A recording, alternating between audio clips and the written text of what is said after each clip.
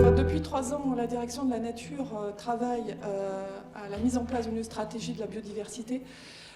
C'était une évidence il y a 3 ans, ça l'est encore plus aujourd'hui, vu le contexte. Aujourd'hui, on parle même d'urgence à agir, et d'urgence environnementale et d'urgence climatique. Donc on arrive à point nommé avec des propositions à formuler. Et dans le cadre de cette stratégie, on a voulu être dans une démarche participative et collaborative. Et donc il nous a semblé intéressant de partager avec vous ce sujet de la biodiversité qui est, je vous le concède, assez complexe et avec de nombreuses ramifications. Et pour partager cet enjeu, il faut mieux comprendre ce qu'est cette biodiversité. Donc cette table ronde, elle aborde 2 enjeux majeurs qu'on rencontre partout dans le monde et également à la métropole, que sont l'urgence climatique et l'urgence écologique.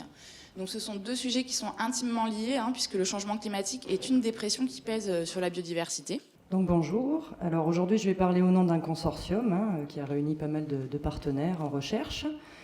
Donc c'est un projet de recherche qu'on a développé en accompagnement de la stratégie biodiversité initiée par la direction de la nature, pour essayer de réfléchir à l'état de la biodiversité actuelle sur le territoire de Bordeaux Métropole et les futurs possibles. Donc le constat de départ, c'est celui dont on a parlé en introduction, c'est une érosion massive de la biodiversité à l'échelle planétaire. Les derniers rapports de l'IPBES, qui sont un panel intergouvernemental concernant la biodiversité, un petit peu comme le GIEC sur le climat, porté par l'ONU, font un constat alarmant de taux d'extinction record d'espèces, jamais observé à l'échelle planétaire, par exemple, un chiffre avancé étant de 1 million d'espèces menacées d'extinction à l'heure actuelle. Et puis ce rapport fait aussi état d'un manque de réactivité ou d'action à toutes les échelles pour pallier cette tendance. Alors il y a de très nombreuses façons de mesurer ou d'étudier la biodiversité. Dans ce volet de recherche, on l'a abordé sous l'angle des réseaux écologiques. Alors des réseaux écologiques, c'est quoi ? Ça va être l'ensemble des habitats favorables à une espèce ou à un groupe d'espèces et les liens potentiels entre eux, autrement dit, les voies de déplacement possibles utilisées par les organismes pour se déplacer entre ces habitats. Alors je précise qu'ici, on va parler spécifiquement de biodiversité faunistique, donc animale. Donc on a tracé un état des lieux de l'état fonctionnel de ces réseaux écologiques sur le territoire de Bordeaux Métropole et dans le même temps, on a construit une démarche participative pour faire réfléchir un panel d'acteurs du monde de la recherche, du monde institutionnel et du monde associatif au futur possible de la métropole. Donc ces scénarios d'évolution de la ville ont été réfléchis à une échelle temporelle de 15 années en fonction de 2 critères principaux, les modes de gouvernance politique de la ville et le type de développement urbain. Et ensuite, on a mesuré de nouveau la fonctionnalité potentielle de ces réseaux écologiques en fonction de ces scénarios. Donc c'est les résultats que je vais vous présenter ici. Donc sur cette figure, vous avez chaque couleur qui correspond à un scénario réfléchi ou qui a émergé de nos discussions. Le scénario gris, ça va être l'actuel, la tendance actuelle, qu'on prolongerait sur 15 ans. Le scénario orange, ça va être un type de scénario dit catastrophe, c'est-à-dire, voilà, on fait encore pire. Le scénario vert et bleu sur la droite, sur lequel je vais attirer votre attention, ça va être un scénario dit utopiste, donc avec des changements très radicaux dans les modes de gouvernance et le type de développement urbain envisagé à 15 ans. Et le scénario bleu qui serait un scénario dit souhaitable, c'est-à-dire on fait au mieux, on fait mieux, mais en tenant compte et en utilisant les outils déjà à notre disposition. Donc la première chose à constater sur ce graphe, c'est que la boîte grise et la boîte orange, elles sont à peu près au même niveau. Ça ne va pas du tout. On décline, on ne fait que diminuer encore l'état fonctionnel des réseaux écologiques. Donc le scénario tendanciel étant peu ou prou la même chose que le scénario catastrophe.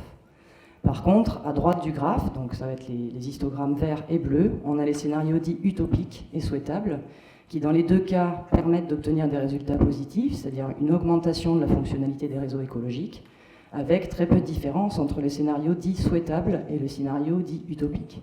Donc ça aussi, c'est un message que finalement, en faisant avec l'existant, sans aller réfléchir à des solutions ou des changements radicaux, ni dans les types de développement urbain, ni dans les modes de gouvernance, on peut aboutir à des résultats visibles et une optimisation de la fonctionnalité des réseaux écologiques.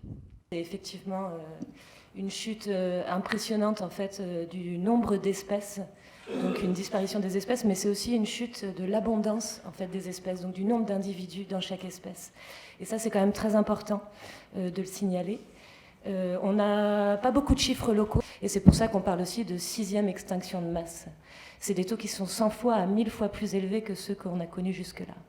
Donc ça, c'est pour l'érosion de la biodiversité. Après, on en connaît aussi les causes. Donc les causes, c'est nous, les êtres humains.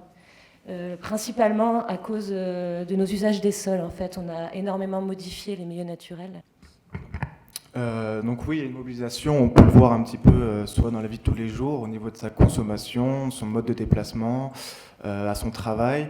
On le voit aussi lors de manifestations comme pour les marches pour le climat, de désobéissance civile, et d'associations aussi, comme Avenir Climatique.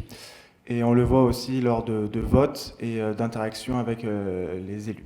Les élus et la métropole a de nombreux leviers et champs d'action pour lutter contre la perte et la chute de la biodiversité dramatique que nous vivons actuellement et en lien avec les bouleversements climatiques. Donc tout d'abord, c'est prise de conscience. Donc il y a une prise de conscience des élus également actuellement sur les liens entre biodiversité, chute de la biodiversité et changement climatique.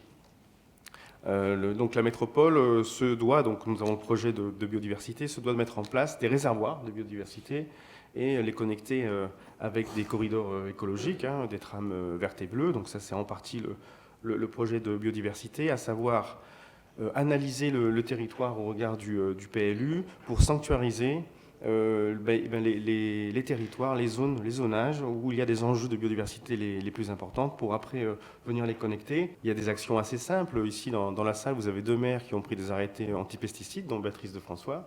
Je la salue. Bon ben voilà, la métropole, ce pourrait être la première métropole à décider de bannir complètement les pesticides de son territoire.